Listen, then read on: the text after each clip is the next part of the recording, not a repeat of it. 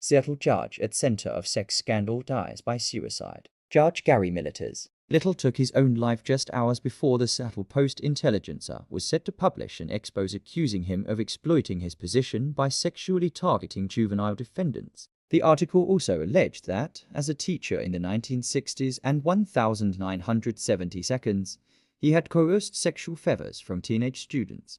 The scandal ignited criticism of the judicial system, since Little had previously been investigated and disciplined, yet the findings were kept hidden. Concerns about Little dated back to 1981, his first year on the bench, when the Post-Intelligencer received tips about his unusual relationships with juvenile defendants. Reporters uncovered that Little had once been charged with third-degree assault in 1964, after allegedly attacking a 16-year-old boy in his apartment. The case was dismissed, but the discovery prompted an internal investigation by the King County Prosecutor's Office. Investigators learned that Little often visited juvenile defendants in detention without their lawyers. One boy reportedly spent the night at the judge's home, while another stayed at his vacation cabin. Although hard evidence of abuse was found, but prosecutors noted a troubling pattern.